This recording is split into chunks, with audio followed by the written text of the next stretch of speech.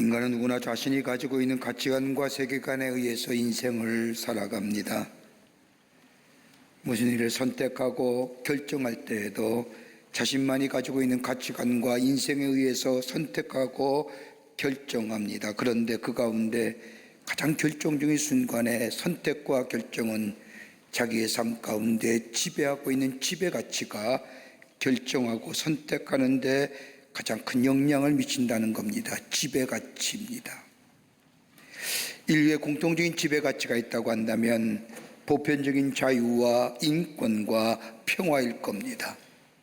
세계 곳곳에서 이것을 위해서 수많은 사람들이 애쓰고 노력하고 있는 것을 보게 됩니다. 우리 사회도 보편적인 지배가치가 있습니다. 인간의 존엄성이나 정직성이나 성실성, 이건 우리가 살아가는 우리 사회의 공동체의 보편적인 지배가치일 겁니다. 인간의 삶도 마찬가지입니다. 우리 안에 우리를 지배하는 지배가치가 있습니다. 이런 지배가치는 개개인의 행동에 지대한 영향을 미친다 할 것입니다. 그런데 이 개개인이 가지고 있는 지배가치가 우리의 삶 속에 충동을 일으킬 때에는 그 삶은 좌절과 절망을 넘어서서 불행에 이르게 하지만은, 그러나 우리가 가지고 있는 이 지배가치가 우리의 행동이 일치가 될 때에는 우리의 마음속에 평화를 가져옵니다. 여러분, 인간이 인간다운 가장 탁월한 것이 무엇일까요? 그건 다름이 아니라 생각하는 존재라는 겁니다. 생각할 수 있는 이성이 있는 존재, 그러기에 생각이 지혜요, 생각할 수 있다는 것만큼 귀하고 소중한 것은 없습니다. 생각이라는 것을 세 차원으로 생각해 볼 수가 있을 겁니다. 하나는 후회라고 하는 과거의 생각입니다. 지나간 다음에 생각을 하는 사람입니다. 지나간 일에 대하여 생각하고 반성하며 미래를 여는 경우도 있지만 대체로 과거를 생각하면 후회라는 것이 먼저 생각이 듭니다. 그랬으면 좋았을걸? 그랬을걸? 아직도 세계의 많은 사람들에게 사랑하는 뮤지컬 가운데 지저스 크라이스트 슈퍼스타라고 하는 뮤지컬에 보면 예수님을 판 가룟 유다의 절규가 나옵니다.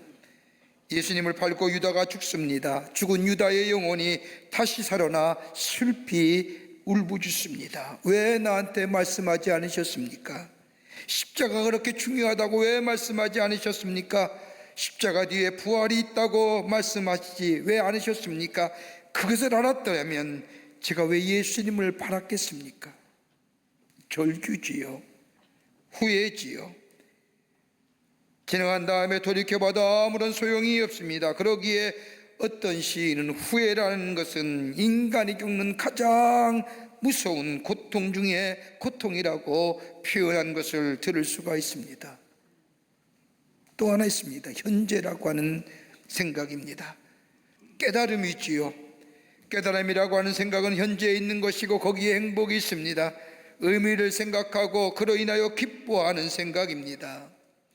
또 하나가 있다고 한다면 미래라고 하는 것입니다. 미래를 생각하는 겁니다.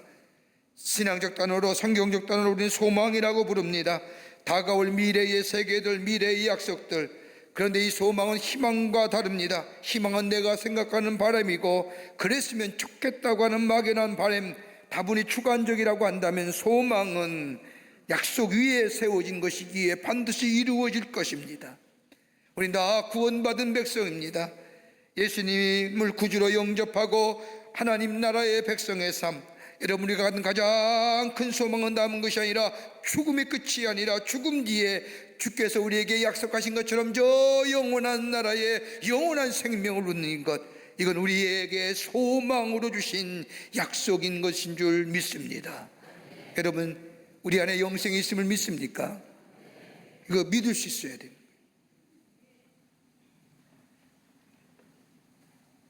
이거 분명히 우리에게 이루어질 것입니다.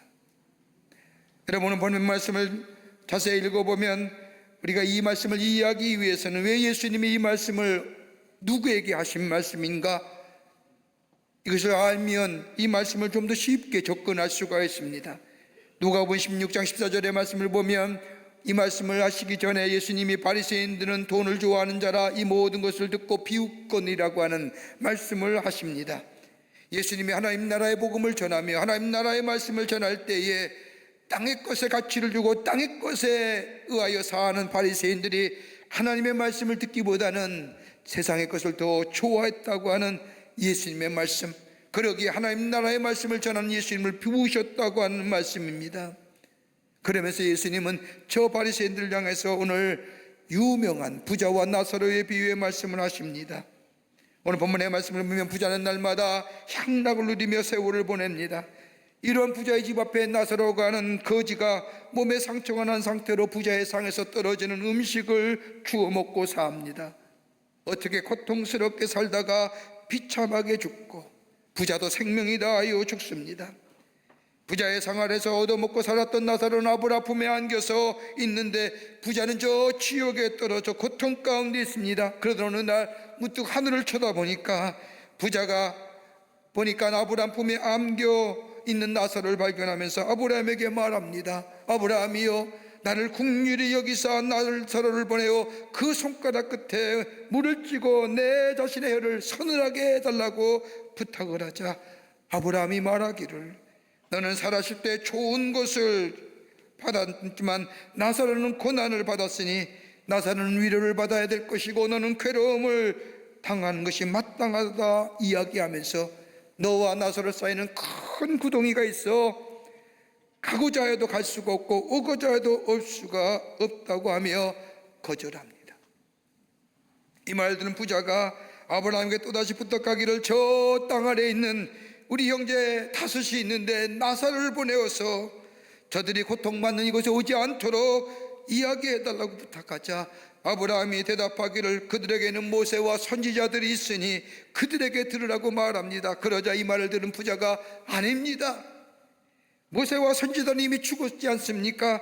어떻게 저들이 죽은 자인 모세와 선지자의 말을 들을 수가 있습니까? 그때 아브라함이 말하기를, 모세와 선지자들이 한 말씀을 듣지 아니하면 비록 죽은 자 가운데서 살아난 이가 가서 말한다 할지라도 그들은 듣지 아니하리라.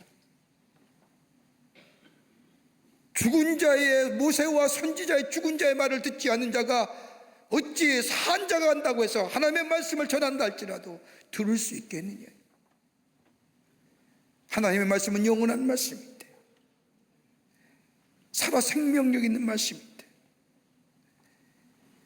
인데 유명한 교육학자인 캐리라고 하는 여사가 현대인에게는 세 가지의 정신적인 죄악이 있다는 겁니다. 하나는 뭐냐? 모르면서 배우지 않는 것. 여러분, 사람이 가진 기능 가운데 가장 중요한 것은 배움의 기능입니다. 끝까지 배울 수 있어야 됩니다. 부지런히 배워야 하는데 이걸 놓는 자,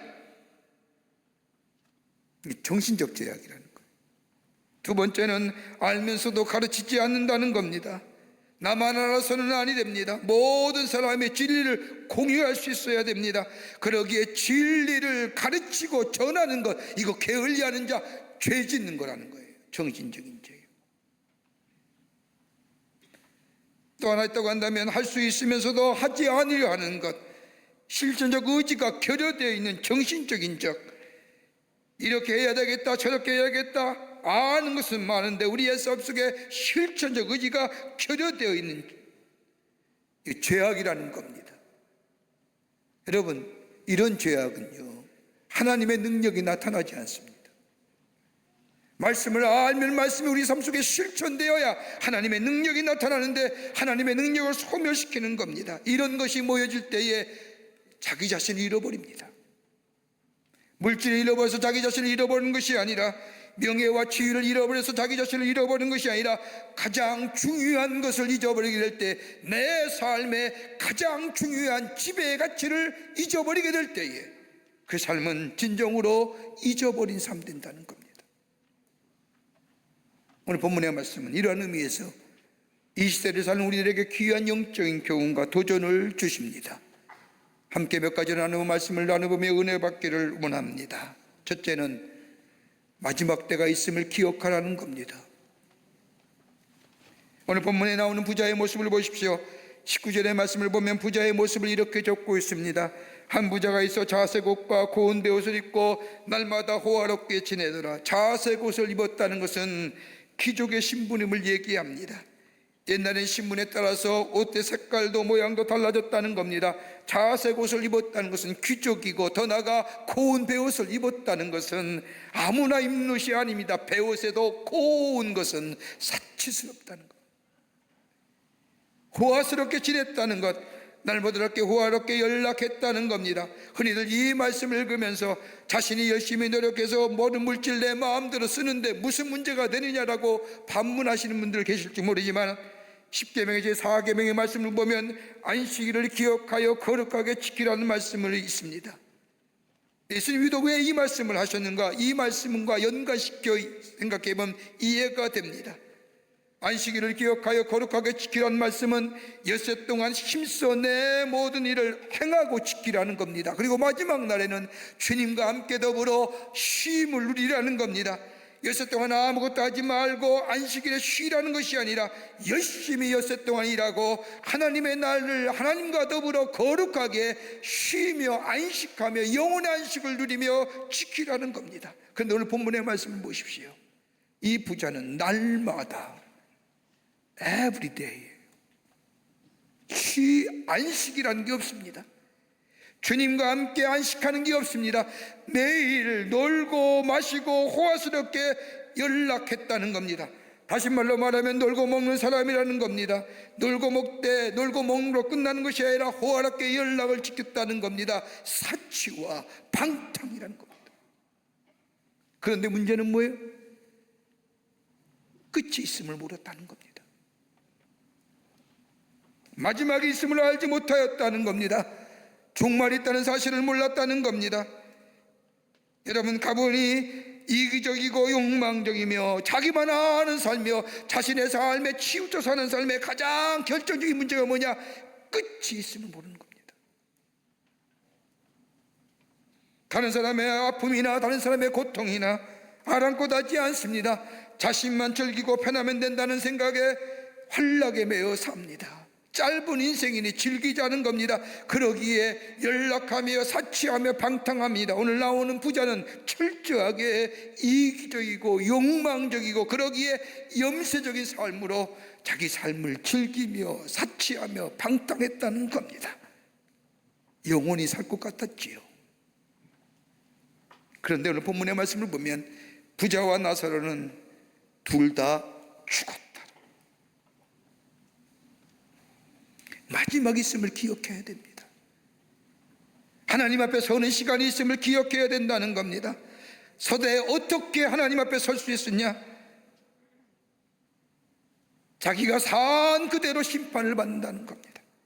여러분, 토마스 제이 스탠리가 쓴 책 가운데 백만장자의 마인드라고 하는 책을 보면 미국의 백만장자들을 인터뷰해서 저들이 백만장자가 된 공통점이 무엇인가 조사해 봤더니 몇 가지의 닮은 점, 공통점이 있었다는 겁니다. 그 하나가 뭐냐? 진실했다는 거예요. 두 번째는 자기 관리에 충실했다는 겁니다. 절제하고 자기 자신을 컨트롤할 줄 아는 사람이었다는 겁니다. 세 번째는 사회성이 뛰어났다는 겁니다. 다른 사람과 잘 조화를 이루며 살았다는 겁니다. 네 번째는 내조와 외조하는 배우자를 만났다는 겁니다. 가정이 평화로웠다는 겁니다. 다섯 번째는 성실했다는 거예요. 오늘이 마지막인 줄 알고 오늘날의 최선의 삶 성실하게 살았다는 거예요. 신앙적으로 말하면 진실하게 거룩하게 의롭게 오늘이 마지막인 양 오늘 내가 죽더라도 하나님 앞에 설 수 있다고 하는 그 믿음 가지고 자신의 삶의 최선의 삶을 살았다는 겁니다. 왜요? 마지막인 것을 알기 때문에. 그거 모르기에 이기적으로 향락적으로 사는 거예요. 중세 수도자들이 사람을 만나면 보통 굿모닝이라고 인사하지만 좋은 아침입니다고 인사하지만 중세의 수도자들은 그렇게 인사하지 않았다는 겁니다. 메멘토 모리, 메멘토 모리하는 거예요. 죽음을 기억하라는 겁니다. 메멘토, 기억하라는 겁니다. 모리, 죽음의 때 Remember this, Remember you must die 하는 거예요. 오늘이 마지막일 줄, 오늘이 종말인 줄 알고 그러게 그리스도인 삶은 정말 조정적인 삶이라는 겁니다. 멀어져가는 세상을 아쉬워하는 것이 아니라 다가올 주님의 나라를 바라보며 내 맡은 자리에서 성실과 진실과 의로움과 거룩함으로 내가 오늘 내 인생의 마지막을 끝날더라도 하나님 앞에 설 수 있는 그 마지막의 삶을 살아가는 인생. 오늘 부자는 이거 없었다는 거예요. 마지막 때가 있음을 기억하라는 겁니다. 두 번째는 바른 가치관을 가지고 살아야 한다는 겁니다. 하나님 나라의 바른 가치관을 가지고 내 인생의 지배 가치가 어떤 것이냐, 땅의 가치가 아니라 하나님 나라의 가치관을 가지고 사는 사람이 행복한 사람이라. 오늘 본문의 말씀은 예수님께서 행복의 기준점을 얘기하는 겁니다. 참된 행복의 기준은 땅의 기준이 아니라 하나님 앞에서 그날 어떻게 되느냐는 것이 결정적인 행복의 기준이라는 겁니다. 땅의 기준이 아닙니다. 행복의 기준 더구나 하나님 나라의 백성이라고 하면 하나님 앞에 어떤 모습으로 서야 하는가, 이것이 바로 복된 인생의 기준점이 되어야 한다는 겁니다. 오늘 부자의 모습을 보십시오. 이 사람은 행복이 어디 있는지 알지 모릅니다. 지금 잘 먹고 잘 사는 것만이, 연락하고 향락하는 것만이, 자기를 위해 이기적이고 욕망을 채우는 것만이 행복이라고 생각했지만 그러기에 땅의 것만 관심이 있는 겁니다. 하나님 나라의 것들, 하나님 나라의 가치관 관심 없는 겁니다. 에릭 프롬의 책 가운데 소유와 존재란 책을 보면 에릭 프롬은 이 책에서 유명한 말을 합니다. 인간의 타락은 바벨탑의 비전으로부터 시작되었다. 인간이 저 바벨탑을 세울 때부터 이스라엘 백성이 시날 광야로 나와서 바벨탑을 하늘까지 높이 쌓으며 우리가 흩어짐을 면하자, 안녕과 번영을 누리자 라며 바벨탑을 하늘가까지 쌓으려는 그 교만한 힘이, 그 소유가 많음이 오늘의 세계를 망치고 인간의 삶을 망친다는 겁니다. 여러분, 소유한 만큼 존재의 가치가 있다고 생각하는 이 잘못된 철학의 사조, 얼마나 우리 가운데 팽배합니까? 많으면 많을수록 좋다고 하는 것, 이 잘못된 생각들, 여러분, 인간이 인간다움을 잃어버리게 하는 것들은 아닙니까? 그러게 예수님도 사람의 생명이 그 소유에 넉넉한 데 있지 아니하라고 말씀합니다. 건강과 소유는 별개의 겁니다. 행복과 소유는 무관한 겁니다. 땅의 가치관은 소유가 많아야 행복을 가져다 준다고 말하지만 하나님 나라의 가치관은 소유와 행복은 별개의 문제라는 거예요. 어느 아버지가 불의한 방법으로 돈을 많이 벌었습니다. 정치적 파동으로 인하여 감옥에 들락날락 하는데 하루는 아들이 아버지를 보고 이렇게 말합니다. 나는 당신의 아들이 되었다는 것 때문에 세상을 살아갈 수가 없습니다. 부끄러워서 결혼도 할 수가 없습니다. 왜요? 당신의 아들이기 때문입니다. 이 말 듣는 아버지가 기가 막혀서 얘기합니다. 내가 그러고 싶어서 그랬느냐? 돈 벌어서 너희들 잘 살게 하려고 좀 그렇게 한 것이다라고 구차하게 변명 아닌 변명을 하자 아들이 딱 잘라 말합니다. 차라리 거지가 되더라도 깨끗하고 정직한 아버지가 되어줘야 우리가 살 것 아닙니까? 이게 뭡니까? 이제는 끝났습니다. 이 말 듣는 아버지가 그 자리에서 넋을 놓고 울었다고 합니다. 물질만 있으면 잘 될 거라는 생각, 땅의 가치관입니다. 돈 많이 물어주면 우리의 자녀가 행복하게 될 것이라고 하는 이 엄청난 땅의 잘못된 가치관이 세상을 얼어지르게 하고요, 우리의 인격을 망가지게 하고요, 더 나아가 가장 소중한 것을 잊어버리게 하는 겁니다. 그러게 마태복음 6장 19절의 말씀을 보면 너희를 위하여 보물을 땅에 쌓아두지 말라. 돈 모으는 것이 부정한 것이 아니라 돈 모으는 이유가 분명해야 됩니다. 그리고 자신을 위해 보물을 쌓아두지 말라는 겁니다. 하나님 나라를 위하여 건전한 투자가 있어야 됩니다. 내게 주신 물질 바르게 가치 있는 일에 쓰여져야 된다는 겁니다. 우리에게 주신 것들 바르게 사용해야 된다는 거예요. 건강이요? 바르게 사용하세요. 재물이요? 바르게 사용하세요. 건강과 재물, 내게 준 재능들 하나님의 나라에 바른 것 하는 나를 위하여 바르게 쓰이지 않으면 하나님 거두어 가시더라고요. 제가 아는 분 가운데 아주 건강한 분입니다. 교회 가끔 나오시는 분인데 사업도 제법 잘하십니다. 그러나 어느 날 사업을 해서 번 돈을 가지고 건강도 있겠다 방탕하게 사용해요. 그런데 어느 날 갑자기 쓰러졌어요. 그리고 거의 무려 10년 동안이나 그렇게 속을 썩였던 아내의 수발을 받으며 끝내 돌아가시더라고요. 그렇게 속을 썩었던, 여러분 병간호에 장사 없대지 않습니까?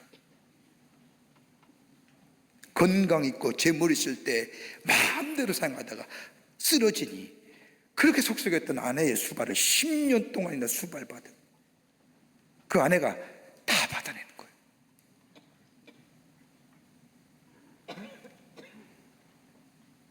바르게 사용해야 됩니다. 건강 바르게 사용해야 되고, 내게 준 재물 바르게 사용해야 되고, 내게 준 재능 바르게 사용해야 됩니다. 여러분, 피터 드러커 교수의 책 가운데 Next Society라는 책을 보면 피터 드러커는 말하기를 미래는 반드시 현재로부터 온다. 지금으로부터 오는 거예요.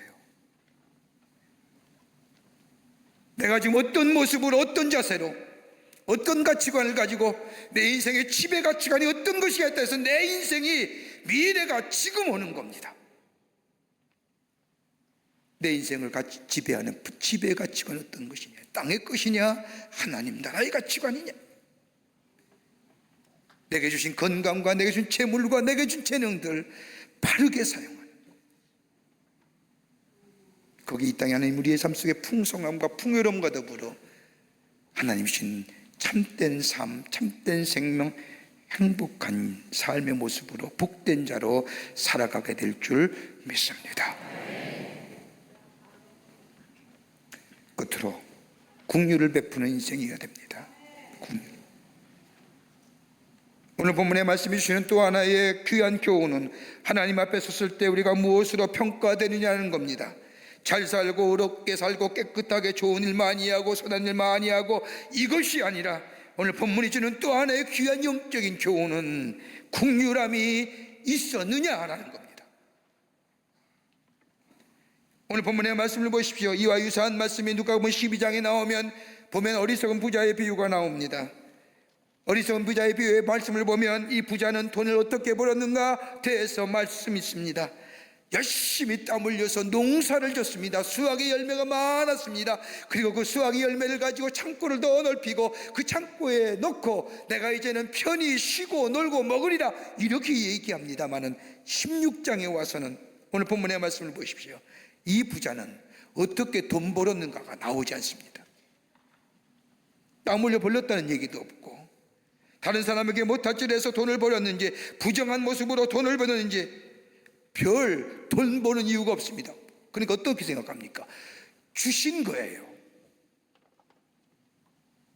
거저받은 거예요. 은혜라고 하는 것이에요.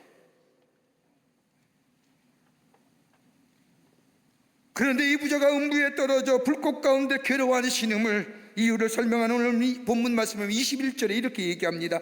나사로가 먹었던 음식은 부자의 상에서 떨어진 음식을 가지고 배불리 먹었다는 것과 25절의 말씀을 보면 아브라함이 부자에게 말했을 것을 보면 너는 살았을 때에 좋은 것으로 받았고 나는, 나사로는 고난을 받았느니라.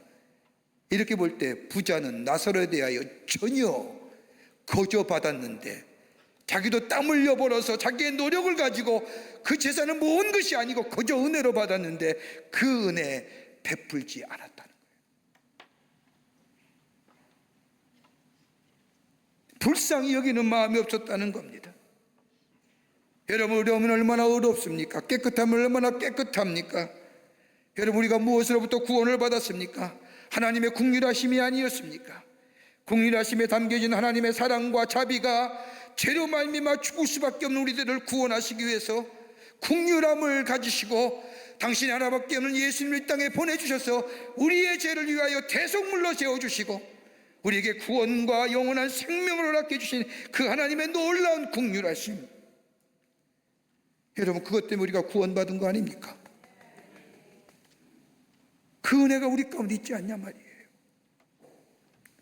저는 에베소서의 말씀을 요새 묵상하면서 에베소의 말씀 가운데 바울이 나타난 중요한 의식 세 가지가 나옵니다. 하나는 죄인된 의식.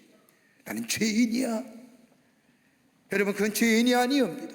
그가 가졌던 학문이나 그의 삶의 상황이나 종황이나 죄인이라고 고백할 수 있는 사람이 아닙니다. 가말리의 문화서 배웠고 로마의 시민권자며 바리새인 중에 바리새인이고 학문이나 여러 면에서 율법에서 내세울 만한 사람, 죄인이라고 느낄 만한 아무것도 없던 사람이 예수를 만난 후에 난 죄인이구나. 두 번째는 감사의 의식입니다.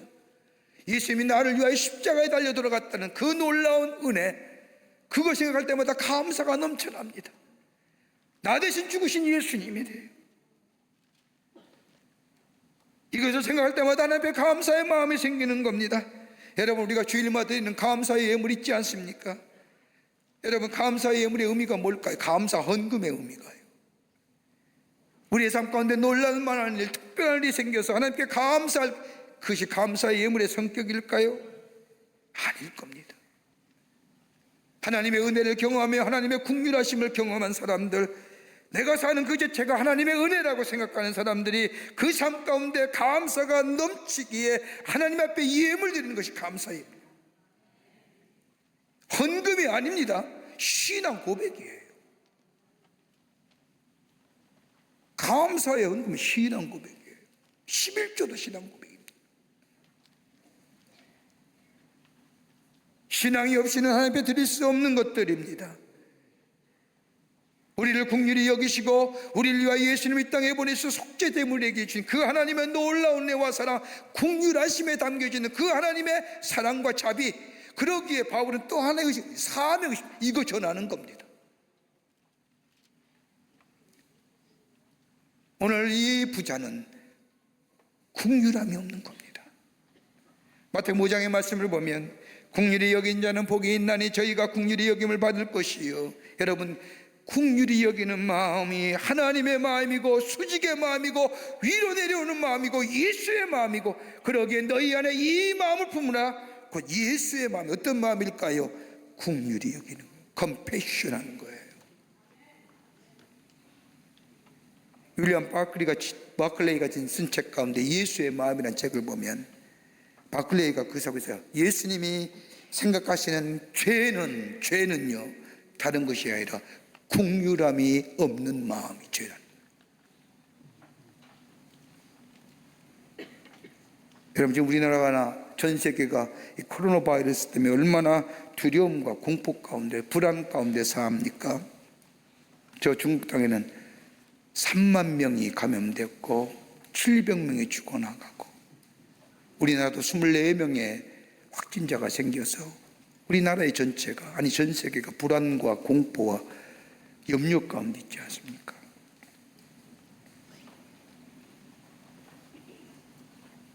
지난번에 후베이성에 있는 우리나라 교민들 데려올 때에 한 곳에서는 우리가 사는 이 격리수용소가 있는 이곳에 오면 안 된다, 얼마나 데모하고 난리해서, 그런 어떤 사람들은 얼마나 두려웠겠습니까? 얼마나 염려스럽고 공포스러웠겠습니까? 어서 오세요, 여기서 쉬세요. 여러분, 어떤 마음이 우리의 마음속에 감동이 됩니까? 안 됩니다. 우리 곳에 오면 안 됩니다. 우리 학교도 많고 우리 애들도 많습니다. 전염됩니다 라고 얘기하면 안 된다는 얘기와 얼마나 수고했고 얼마나 염려하고 얼마나 불안하고 얼마나 걱정스럽습니까? 우리 곳에 오셔서 쉬고, 어떤 것이 우리의 마음에 감동으로 다가옵니까? 어제 아침에 우리 모임이 하나 있어서 아침에 조찬 모임을 하는데 제 테이블에 앉은 분들과 함께 이야기하는 가운데 다행히 이 바이러스에 대한 얘기가 화제거리였습니다. 그 가운데 오랫동안 중국에서 선교하신 분 계셨습니다. 그분 얘기하기를 작년 한 해에 중국 정부가 교회를 폐쇄하거나 교회를 박해한 숫자가 무려 7,500교회랍니다. 그러면서 뒷말이, 교회를 그렇게 핍박하더니 이유도 되겠죠. 그런데 그 마음보다 더 우리 마음속에 있어야 할 마음이 뭘까요? 저들의 아픔, 저들의 고통. 여러분, 꼭 코로나 바이러스에 걸린 사람이 볼까요? 전 세계 가운데 고통과 아픔 속에, 절망 속에 신음하는 자들에 대한, 못 먹는 자들에 대한, 자유 잃어버린 자들에 대한 컴패션은,